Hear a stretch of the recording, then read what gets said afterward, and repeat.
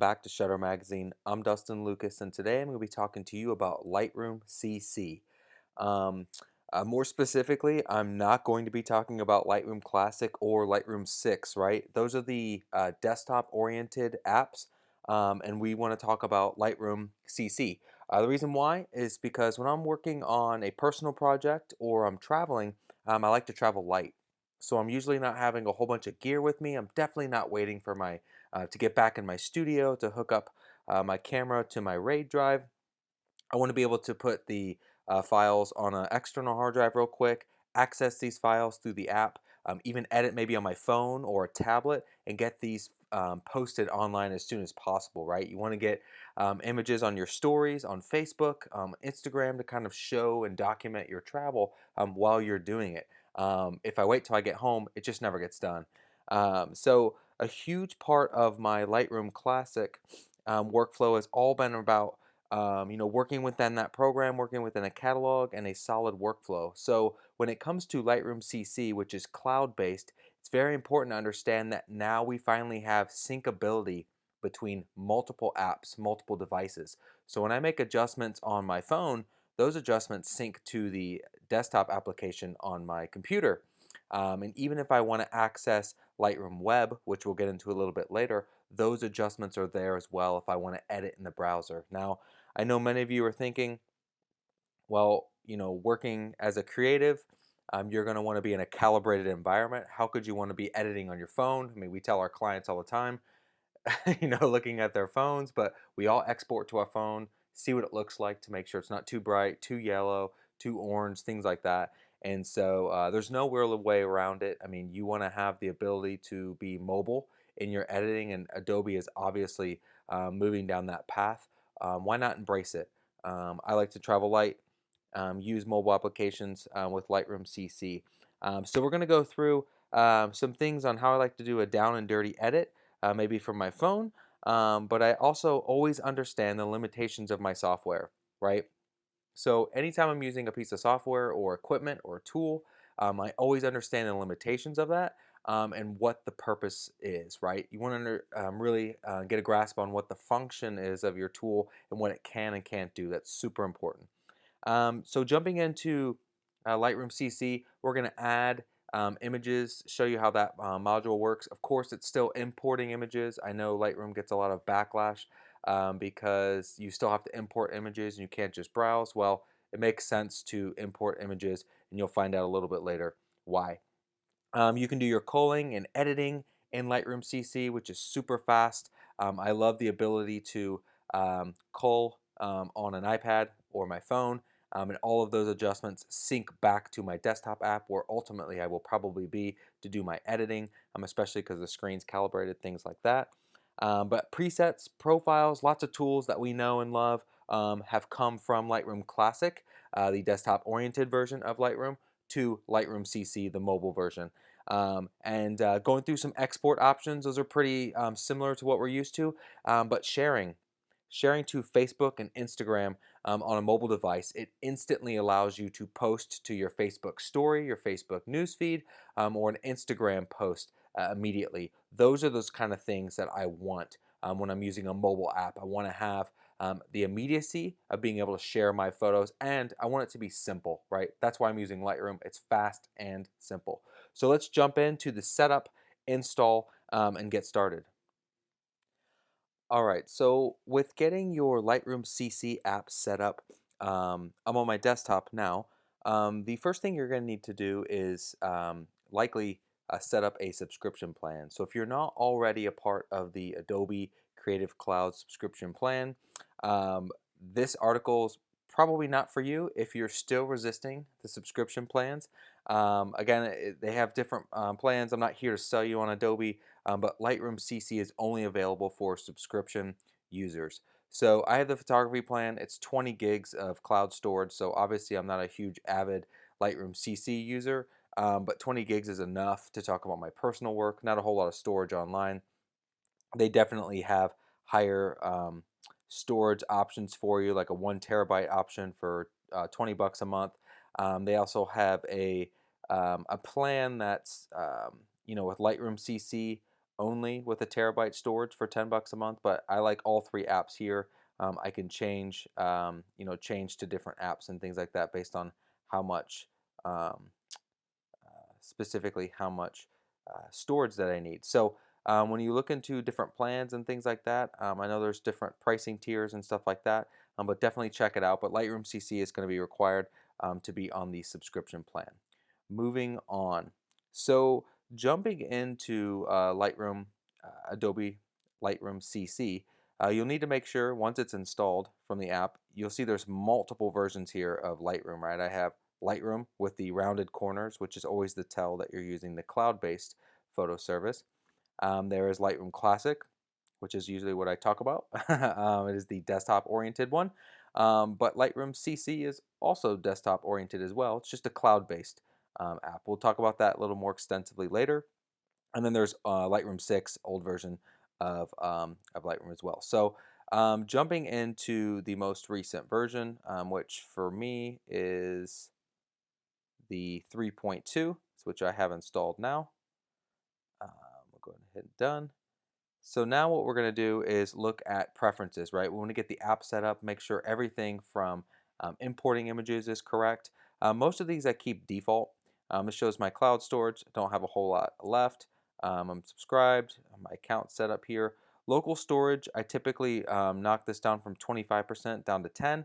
I just don't need as much photo cache stored on the computer. Of course, I have half a terabyte left of data, so not a huge concern on storage, but just a rule of thumb, I always knock that down to 10%. These are some pretty interesting options here. So if you want to store a copy of all originals to a specific location, like for instance, you're plugging the camera in directly into Lightroom CC, which is very common to do, and you want to store those on an external hard drive, you can do that quite quickly.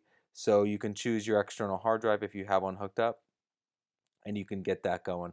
So I definitely recommend doing that if you're going directly from a camera into Lightroom CC. Of course, those files are going to be stored on the cloud and upload, but they might take a little bit of time. Your internet might get cut out, so they might not all upload, so you don't necessarily want to purge your cards or format them in camera. If that was your only original, was the original syncing to the cloud, you definitely want to store a copy of an original on a specific location. Or you can just take the files in Finder and drag and drop them onto the external hard drive. But this is that option if you want to store a backup, so to speak, while working in Lightroom CC. So it's very important to know that's not a default setting. That's something that you have to turn on. Storing all of the smart previews locally on a Macintosh hard drive, that would be important if you didn't have that external hard drive connected, weren't on the internet, and you wanted to access your files. You'd be able to if you had smart preview. So that becomes a pretty important feature if you find yourself working offline. In a cloud-based app. It seems kind of funny, but it's not uncommon for someone to not have the internet, but you also want to be able to work on your files, much like in Lightroom Classic, without having the originals connected. Moving on, all these options here I usually keep at the default. Enable people view. This is something to where if you don't want faces going into the facial recognition software and storing on the Lightroom servers, you can turn that off. That's not a problem. No real security issues here for me. So usually the graphics processor is set to auto. I set it to off just to follow suit from Lightroom Classic. I don't use the graphics processor. It doesn't help me. Just slows things down. I turn that off. Nothing else really further with the interface, and that's basically it for the preferences. So something to keep in mind is the fact that this app is fully synced with the cloud. So as you see here, you have all of your devices, Lightroom Web, Lightroom iOS, or if you're on an Android device, phone, or tablet. So it's showing all these different devices here. If you want to, jump to those other devices, you can. We'll get to the mobile app a little bit later. But something that's really important is the ability to sync images from your Lightroom catalogs. So if I already have an image that I have edited in Lightroom Classic and I want to apply some, I want that to sync to the cloud, what I can do is I can filter to those specific images as I've done here, and I can add them to a collection. Now I've already made one and called it NYC Final here, but as you notice, any of these other um, any of these other collections that I have here, I have the ability to click on this button that's on the left. That is the sync button, right? So once I click that, it automatically starts syncing files. Let's see real quick how this works. So if I have mm, I do have some smart previews here. Let's see how well these sync. So if I apply the attributes and I want to sync, a real cool, um, let's say I want to sync this image here, right? Nice little wedding shot. So if I want to sync that to a new collection, I can select that image, do create collection, and I could just call this wedding, and I'll include selected file. And I can automatically do sync with Lightroom, but I'm going to turn that off because normally I would. And now I'd click the sync button for that to actually start syncing. And so if I click on my name up here, it'll automatically start syncing that one photo. It's telling me that there as well. So now once I go to Lightroom Classic, it might take a second for this to show up, but we should have this image, depending on how fast or, or slow my internet is. Doesn't seem to be too bad, but it's automatically bringing up that album. So it's taking that collection, and this is something to note as well. And for the next section is that this album was already created from that collection. So once Lightroom Classic is done syncing this photo for a raw file, it might be a little bit slower, but once it's done doing that, um, now my photo is ready and all already set up in um, Lightroom CC. So it's pretty cool. So real quick, Lightroom Classic, if you have images that you want to just quick sync to bring over, what's nice is it's gonna name albums the same as your collections, so you can start doing that. If you want to start migrating a whole catalog to not have to do that, we'll go through that option next. So now that we're all set up and ready to go in Lightroom CC, let's add some images or import them so we can start organizing images as well. So what we're going to do is we're going to go up to the upper left hand corner and just click on the plus sign. So once we have a few images that we might want to import, I'm just going to select a few here, and it's going to review those for import and check to see if I already have them added to this catalog. So I can click on these images, and it's just some shots of Times Square. Nothing too crazy here, but some things to note is it's showing where these images are coming from. Do I want to add them to an album? So if I don't want to go with an album, if I want to create a new one, if I want to add to an existing album, which these would probably go into NYC Final, I'd want to add those quite quickly there. I can do the select all or select specific files here, and then I can click add photos. Now, of course, it's going to import those really fast. It doesn't necessarily have to build previews. The same way as Lightroom, it seems pretty quick to be able to go into these files and start navigating around. So a few things while this is going on here is now that we have files into our Lightroom app, this is not a catalog-based system. So this app is hosting or sharing all of these files between the multiple devices, and it's syncing them to the cloud. So now that I've added these files, it's going to start syncing them automatically to the cloud. So all of these are available on different devices. So what becomes really important here as you're adding files and folders is you want to start organizing things right away.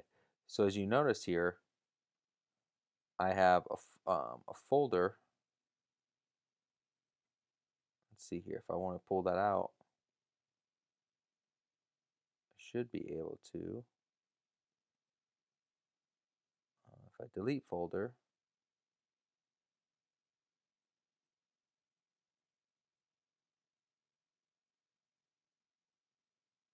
my travel album goes back.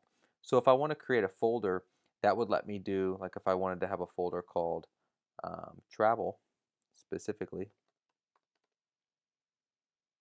and all of my travel work was going into that, I can easily just drag and drop that there. I can do that with wedding, iPhone photos, all that kind of stuff, so I can start to organize my images a little bit better. So if I want to look at all my travel photos, which I can, just click on the travel folder and everything shows up versus just the NYC or the other travel areas that I've been to. So jumping around a little bit into organizing things in Lightroom CC, I also have the ability to migrate Lightroom catalogs. So the interesting feature with that is if I'm ready to migrate a catalog, I just have to make sure the originals are connected. It will import smart previews, but sometimes you have errors and issues if files are missing, so it's always best to have the original files connected. So let's go through the migrate from a catalog process next. All right, so now that we're ready to migrate from a catalog, what we'll do is we'll open up Lightroom CC, go up to File, go to Migrate from Lightroom Classic Catalog. Now there's going to be a few checks here. It's going to make sure that, let you know that you can only migrate one catalog at a time. And it's going to turn off the sync application. Now, that doesn't matter for Lightroom Classic. That would still be syncing, of course, because that's going to continue to. But in older catalogs here, it's telling you that it's going to turn that off. So assuming that you're migrating it to Lightroom CC, you're probably not using these older versions of Lightroom anymore. So as we click Continue, we're going to go and we're going to find the specific catalog that we want to import, which is this one.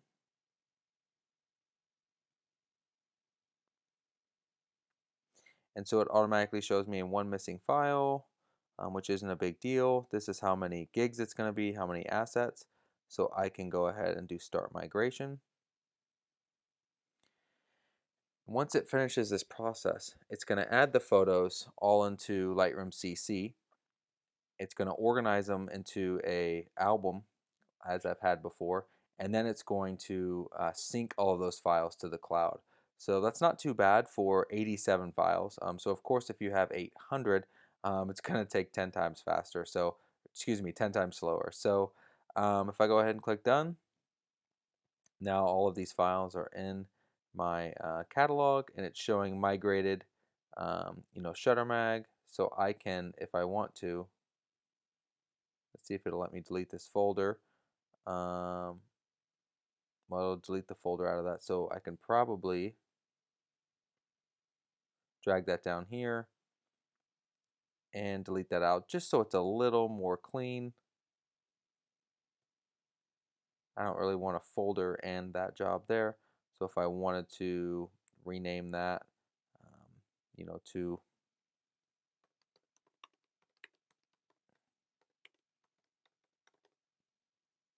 I can, and it'll let me sync all of that stuff. So pretty quick process to do there. So yeah, so we're ready to jump into the editing process for culling and specifically the editing. So now we're ready to edit our photos. So I can click the G key to jump into grid view or my photo view here. The P key will let you get back to that as well. And so if I'm ready to start doing some culling, all I have to do is double click on a file. And once it opens up here, I can toggle the / key if I want the film strip to go away. But then I can go image to image and start selecting these. Now, of course, some of them kind of get skewed and squirrely a little bit here. But if I want to do like a lights out mode, I can click the F key, and that will let me kind of cycle through the images and view which ones I want to keep. Now, let's see here. If I click on the F key, that will take me back into the um, detail view. So real quick, I can apply some settings here. If I want to hit 1, 2, 3, 4, 5, that's the star rating settings. If I want to use the Z key, I can add a pick flag. If I want to add the X key, that's the rejected flag, or the U to unflag. So it's pretty straightforward to do culling. Of course, I don't have too many images in here with the originals. I think this one here has the original tied to it. So I can zoom in to 1:1 to kind of show you that difference. Zoom in the 1:1 preview loads relatively fast. It's already loaded there. So for any other files, like for instance, I don't know if I have any other original files here.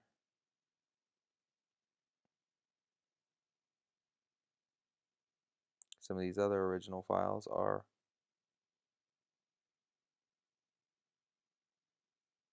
as you can see, it takes a second for the 1:1 previews to load back up, but they're working out. Let's see here.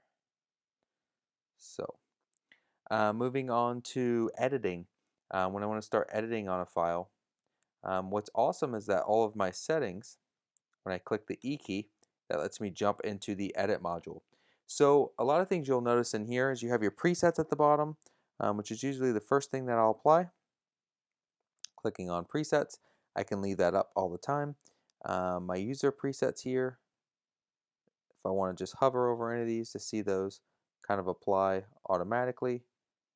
And it's going to gray out some of these that aren't available specifically. So some of those have custom profiles built. That's a big caveat to the Lightroom CC. Custom profiles didn't transfer over. Of course, the ones that are built within Lightroom are, but most of the profiles that you have here are going to be specifically from Lightroom, as well as you can install some of the third-party ones. Now, I know I have a few camera profiles installed in Classic, so it might just take a little bit for those to come into Lightroom CC, but we can see if we can make sure that all of our presets and everything transferred over correctly. Once it opens up Lightroom Classic, we can kind of toggle and see. So there are going to be some subtle differences like that between the two programs, but a majority of the tools did transfer over and allow. I think a lot of times you don't have the color profiles or the camera profiles installed on your phone, so uh, it acts kind of a little funny when it comes to camera profiles that aren't stored within the Lightroom database. So it's hard to have profiles on your phone, if that makes sense. So what we can do is check to see which profiles are installed for the Sony camera to see if there's a way for us to bring those back in. Because I know I've seen the Visco profiles show up in Lightroom CC, but just to try to test out this functionality, I'd like to see what we can do. So once I get my catalog open back up here, we can jump into my selected files. So if we want to keep working on, let's see, this image,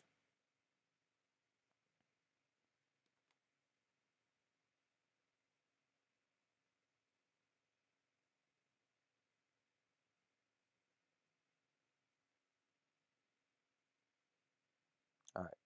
So I do have some different options here. There's the develop profile. Of course, I have my custom profiles applied here. Those aren't going to help us.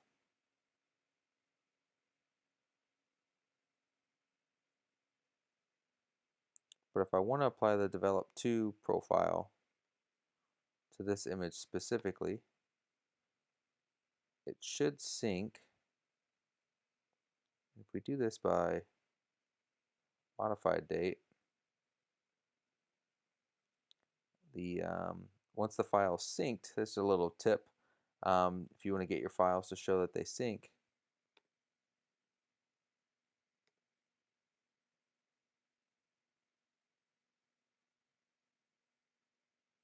syncing this photo now.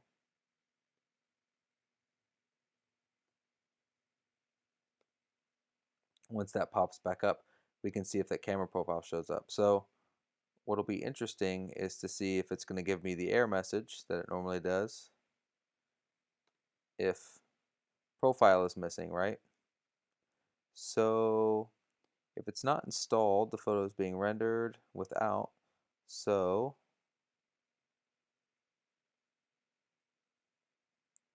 let's see if I can just import the profile. So if I can find the into my library module here, let's see if I can just quickly find this. Develop 2.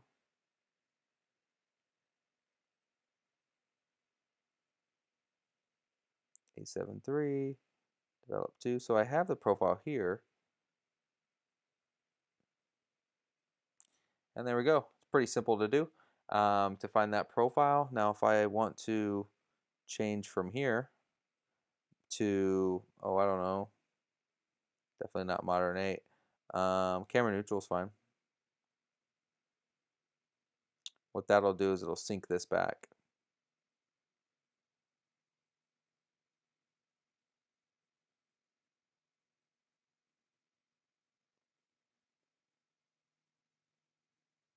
It'll sync it in Lightroom Classic. Now I've got a few files that are syncing already. So as far as with the queue and this one might take a little while to come back, but I can definitely toggle that between both programs. It'll sync those adjustments to make sure all my Lightroom apps are in sync. So we can check back on that in just a bit. So moving on to different editing panels, of course, if we want to, apply a preset, we can. Um, I'm going to leave that at camera neutral for now.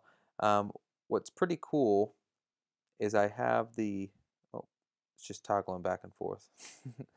um, so I have the ability to, adjust the brightness and recovery first, which I think is just the proper way to edit a photo. You always want to mess with the exposure and recovery settings first before jumping down into color, which has white balance, temp, tint, vibrance, saturation, as well as the HSL adjustments, which is pretty cool. Another awesome feature that they brought over were the target adjustment tools. So you still have all of those for the tone curve, for HSL. Those are super, super helpful as well. The effects, which are all those kind of cool and creative adjustments, texture, clarity, dehaze, vignette, grain, all that stuff is put into a panel. I really like how organized the editing um, module is here in Lightroom CC. Detail, sharpening, noise reduction, all of that stuff. Optics, lens correction, and then geometry is basically like transform in Lightroom Classic. So another useful tool that I like to use is the healing brush, turning on the visual spots to see if I have any, um, specifically any dust sensor spots. So of course I'd want to fix any of those and just clean some of that up. Most of these spots are from calling out the sky and little specks that are there, so there's no issues in that part of the image. But you have all of your local adjustments, right? So I used a linear gradient on this. What's going on here? Remind me later. I used a linear gradient on this image prior. So if I want to access those adjustments, I can. Let's click on that. And it's showing my mask. So if I want to tweak that darker, I can. Of course, this adjustment's coming from um, Lightroom Classic, so all of those local adjustments as well come over, which is great. Now, I'm wondering if I'm just getting some, if that's just showing my clipping. Yeah, I didn't think that was chromatic aberration, but yeah, I had my clipping mask on. That's why those blue lines were going on there. It looked kind of funny. Um, but I have, yeah, the linear gradient tool as well as the radial gradient or the radial filter. All those adjustments are here. One thing that is kind of goofy is the crop module. It's a little clunky. So if I'm going in and cropping, I can't hold command and go to the next image. I have to just like stay in this module and then hit C to get out of the tool, go to the next image, click on C to go to crop. Just really clunky. That's one thing that I noticed with Lightroom CC, but I mean, I'm not necessarily going through hundreds and hundreds of files in this program. It's definitely for personal work and stuff that I want to get shared. So not a huge concern, but just something I wanted to bring up. Kind of a faulty part of the tool. But now we're ready to move on. Now that we have some edited images, let's look at the export and sharing features. So real quick, I wanted to make sure to show that the settings here in Lightroom CC were showing up the same way in Lightroom Classic. So as you can see here, we have camera neutral on this edit, and camera neutral is now back on the image in Lightroom Classic.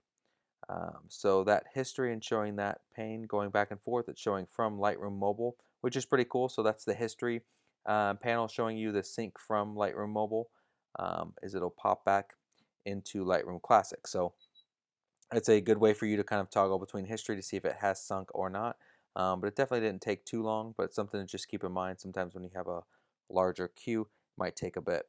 So jumping into Lightroom CC, we are ready to export and share our files. So something to keep in mind is with the export module, you have you'll likely do this on your desktop because you'll be exporting images at full resolution, maybe to a lab for printing or posting images online, maybe to your blog, but not necessarily sharing them to the social media platforms, which we'll cover on the mobile app. So one caveat to the export module is you can't use droplets. So for many of us that are exporting images out of Lightroom, running scripts in Photoshop to apply actions and saving new versions of the file, you don't have those droplets and abilities. So I'd still would use Lightroom Classic for that type of stuff, but not a huge miss here for Lightroom CC. It's likely you're not batching images through Photoshop. You can still do that later in Photoshop with the batch, just doesn't have the automation with the droplet. One cool thing, let's jump into the export module just to kind of show those options. One thing I did notice, which was kind of odd, is you don't have a PSD option for export. I don't know what the I don't know the why behind that. It just has JPEG, TIFF, DNG, and then originals. So if you wanted to save out your RAW and XMP, you can. It has the full size dimensions, small, custom, all that kind of stuff. Quality is that you can put a quality in there for JPEG if you want to compress it just a bit. You have all your kind of standard data here, output sharpening, color space, all that kind of stuff. So what is interesting about the ability to do export is that you can share links to web galleries, right? So if I want to create a web gallery for this specific, let's see here, let's click on this album. If I want to share a web gallery with someone, I can click enable sharing. It'll actually let me, it'll create a link and an online gallery for these images. And what's interesting about this is I can add different emails to invite them to this specific gallery and share that with them, but they can also comment and rate images. They can also download, and I have settings that I can apply to allow them to do that or not. So in creating that, let's see what's happening here. It looks like maybe it froze. I'm going to hit cancel.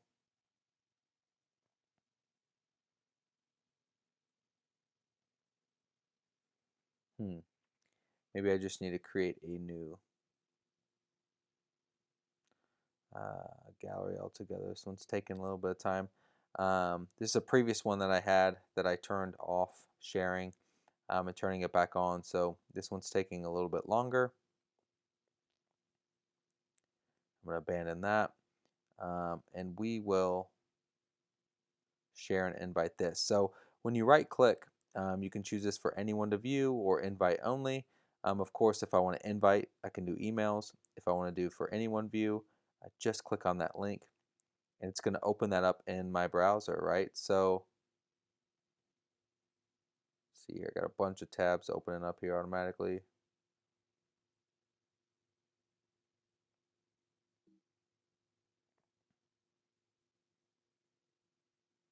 And so pretty simply, I can have an online gallery that people can come in, write comments on. They can love an image, right? I'm saying my own photo is awesome. Pretty typical.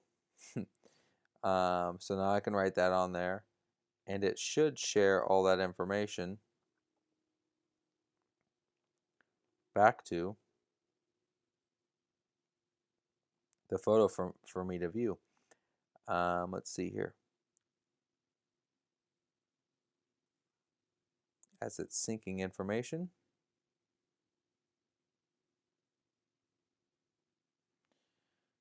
curious where it's going to write this comment.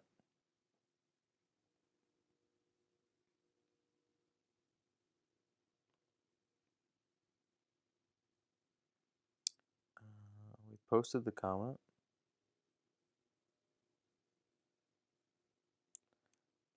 Loved the photo. Hmm.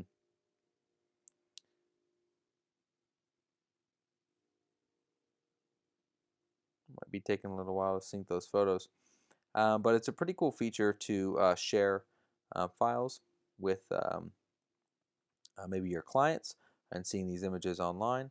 But they have the ability to comment, but also they can download. So um, it's showing some information here. You can turn all of that off, of course. If they want to download a file, they can. I think if they want to download all photos, they can. Add a photo, things like that. So it's pretty cool for you to have that ability.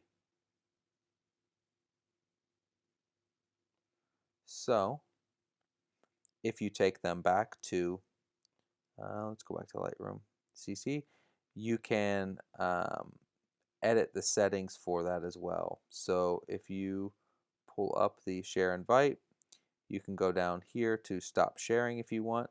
But you also have the ability to change some information. So if I wanted to change the title to, um, something else, um,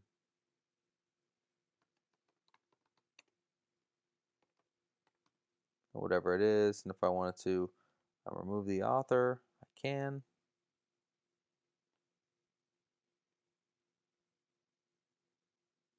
As you see, it didn't change my album name, but if I want to share an invite, now I have personal trip. So just little things that you can do with settings and changes. You can also turn off comments or turn off downloads. You can do show metadata, location info. You can all that's turned off. So yeah, that's all pretty great for sharing links. But let's jump into sharing files on a mobile to show off what Lightroom CC can do for your social media platforms. All right, so now we're ready to walk through the mobile app, which I have open here on my screen on the right hand side. As you can see, I have the NYC Final album selected already. So I can navigate to any one of these um, albums that I created on the Lightroom CC app.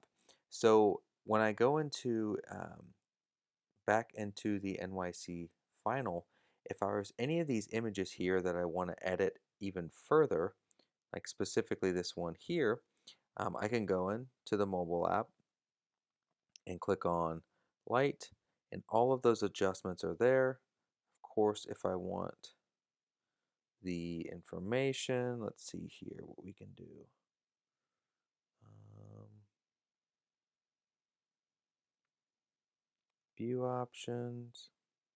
Don't care about the info overlay. It was kind of annoying me, so I just wanted to real quick figure out how to get that off of there. So when I'm doing my editing, as you can see all my sliders down here, I can make that smaller, larger, but I can really go in and make any kind of changes that I want. So what I want to do here is drop those highlights down maybe a little bit further. As you can see, those adjustments are happening.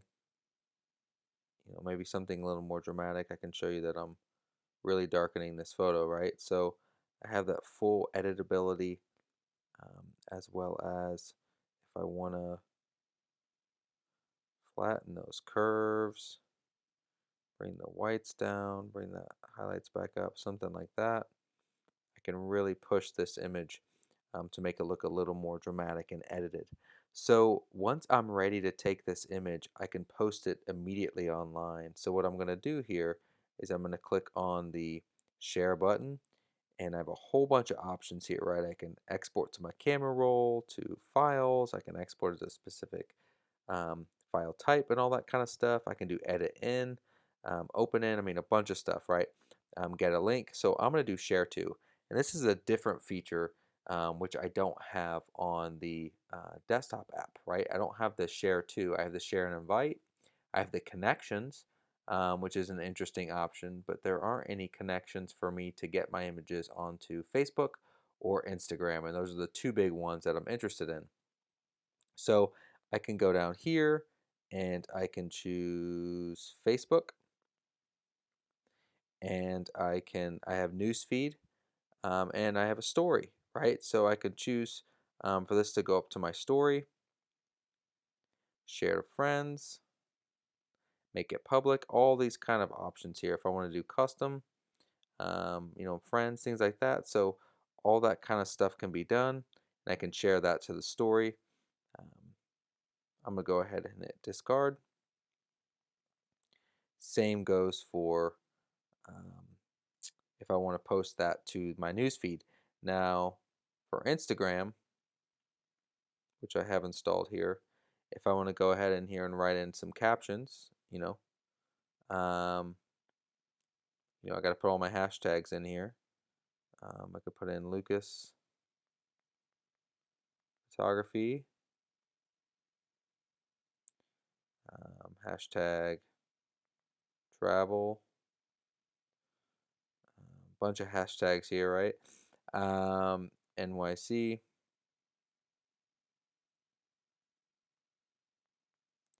I'm going to click OK, and I'm going to click share, and this should post up to my Instagram feed. Let's see what happens there. No judgment if there's any funny photos, right? Um, don't post on here often, but there we go. Immediately posted to my Instagram feed. So pretty simple to do. Makes it very fast. If I want to do some editing here from my, more specifically from my Lightroom CC app, I can do that. I can make those adjustments and get them posted um, immediately to the let's see here, to my social media posts. So pretty awesome feature for the Lightroom mobile app, which is different than the desktop app specifically for Lightroom CC. But there's definitely a lot of different ways for you to work faster on your mobile device. Well, there you have it. Lightroom CC is simple, and it lets you fly from shoot to sharing. So no one wants to lug around more gear, especially when you're traveling, if it's personal, or if you're trying to travel light. I think Lightroom CC really allows you to get images posted online and to edit. Even if it's a down and dirty edit, it's still a pretty good tool to do some pretty decent corrections and local adjustments in. Remember that you'll want to have your profiles and presets installed. All that kind of stuff is important, so that way it syncs in the cloud and it's working between your different apps. Um, Also, once I add my images, I can organize them, and it makes it ready to edit. So important that I can take albums and organize my files into the ones that I want to use. Then I can filter to 5 stars, to flagged images, to really kind of dial in on the ones that I want to show off. Um, Editing in this program, especially if editing on a tablet or an iPad Pro, or even probably a Microsoft Surface with like a pen stylus, you can really have effortless editing sitting on the couch without having a hot laptop on your lap like I do now. It really makes that mobile platform a lot better than just working on your phone. So a tablet editing with Lightroom CC, I really feel would be a huge advantage to using this app. But I definitely, it comes to sharing files to Facebook and Instagram. I got to use my phone. It has that mobile feature. It let me get my files shared immediately to my social media platforms. So, boom, I'm excited for my next trip and to use Lightroom CC. I hope you enjoyed this and got something from it. Thank you.